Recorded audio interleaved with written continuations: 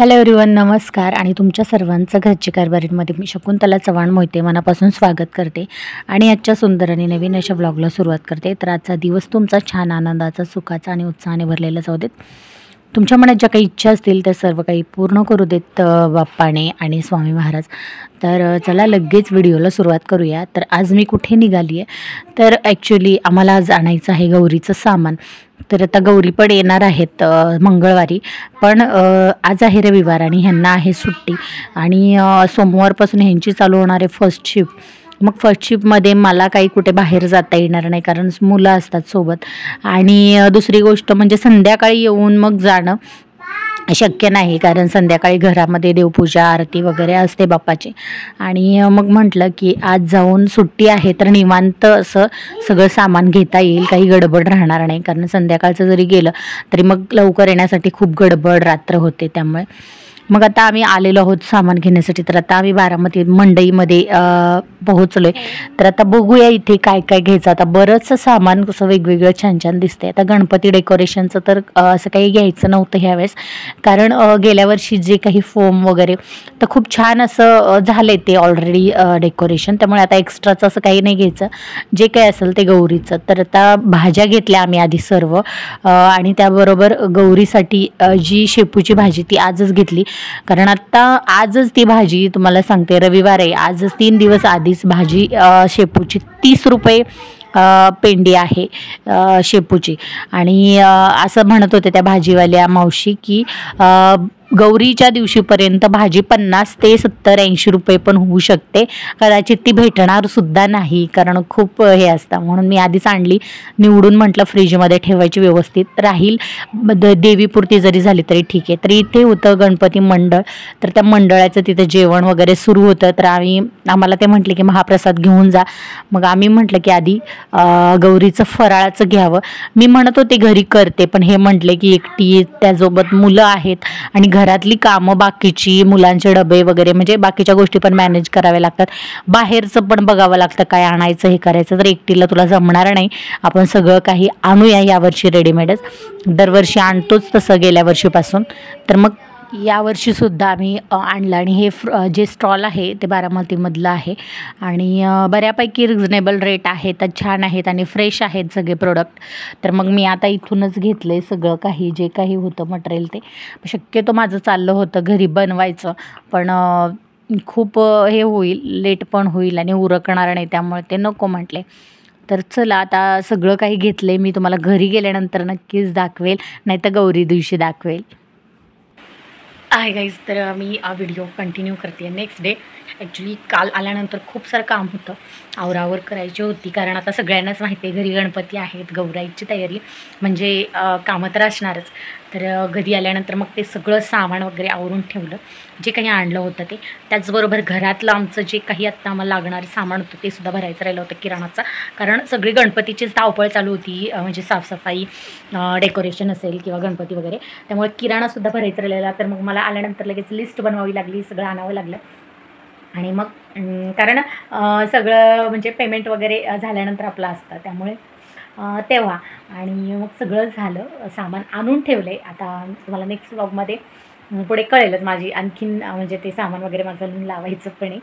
तर अशामुळे मला नंतर शूट नाही करता आलं। मग किराणा वगैरे आणायला त्यांना मी लिस्ट करून दिली, दळणं द्यायची होती, दळणं थोडीफार शिल्लक राहिलेली फक्त, मग दळणं दिली आणि सगळं आवरून घेतलं। आणि गौराईचं सामान मी काय काय आणलं तर गौराईसाठी मी आणलं गौरीचं स्टँड आणलं ह्यावेळेस, कारण गौरीचं स्टँड माझ्याकडे इकडे नाही आहे, गावाकडे आहे स्टँड आहे।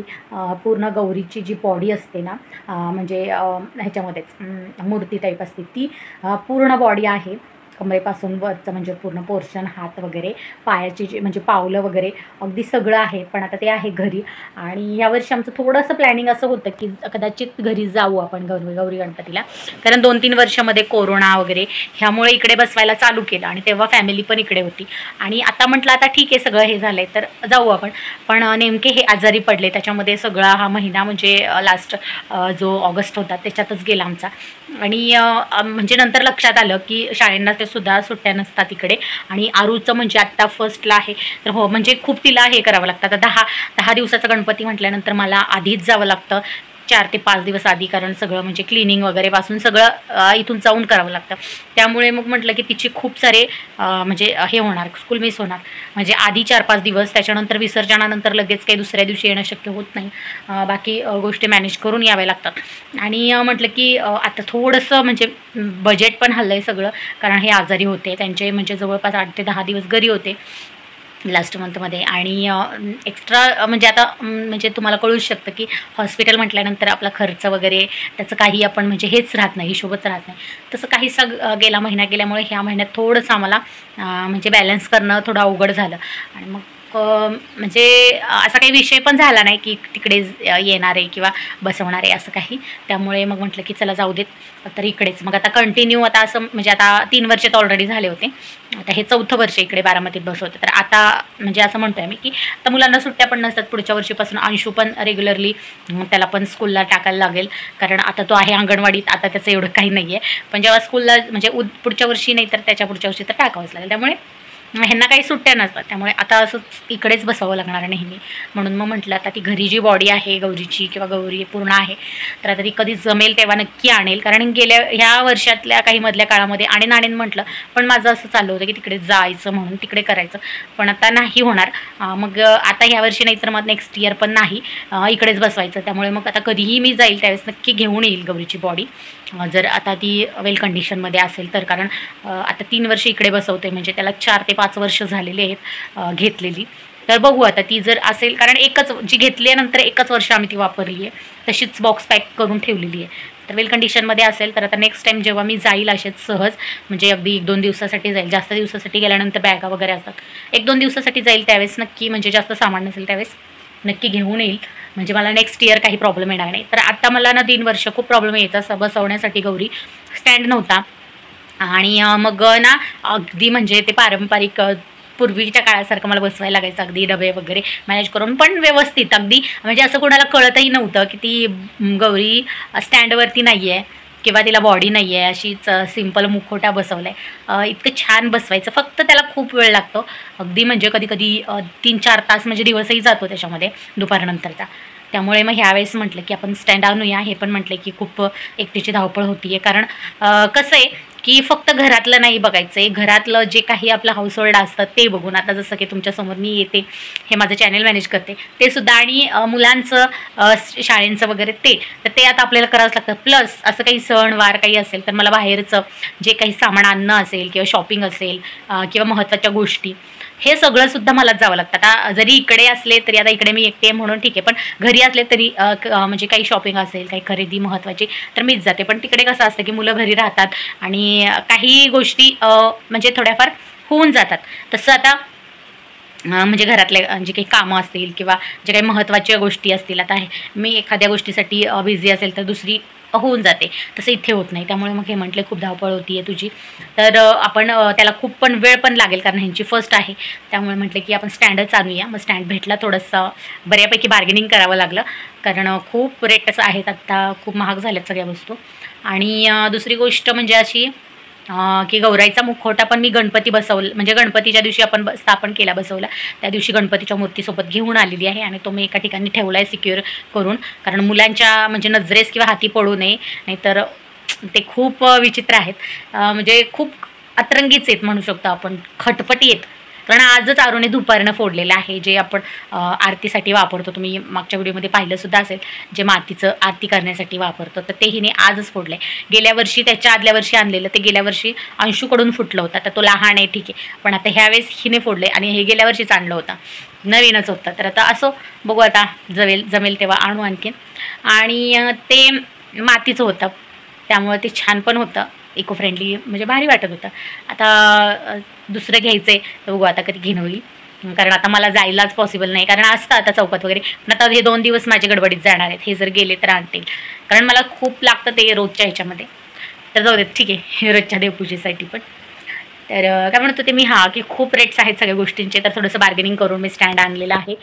गौरीची थोडीफार खरेदी झाली, जसं की आता नवीन मुखवटा नथ वगैरे छानपैकी आणलेली आहे गौरीसाठी, गजरे आणलेत आर्टिफिशियल, आणि दुसरं म्हणजे की फराळाचं सगळं काही आणलेत, जवळजवळ 10 ते 12 काहीतरी आयटम आहेत ते आणलेत, कारण घरी बनवणं शक्य नाही. हे म्हटले की तू एकटे कधी करत बसणार, प्लस वेळ पण तेवढाच येणार आणि एवढे पदार्थ कधी बनवणार, कारण आता 3 दिवस तर आमचे असे सामान आणण्यामध्येच गेले, प्लस कालचा तो किराणा आणण्यामध्ये. आणि मग आता ते सामान लावायचं आहे आणि मग आज एकच दिवस राहिला, 1 ते 2 दिवसात मी काय करणार, म्हणून ते म्हणते नको करण्याचं काही घेऊ, आपण रेडीमेडच आणूया.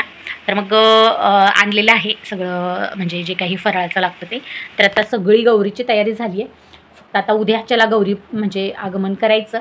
तर तो व्हिडिओ तुम्हाला नक्की पाहायला भेटेल पुढे. तर आणि पुढे खूप छान छान व्हिडिओज पण येतील, गौरीचे असतील, आगमनाचे किंवा जागरणाचे.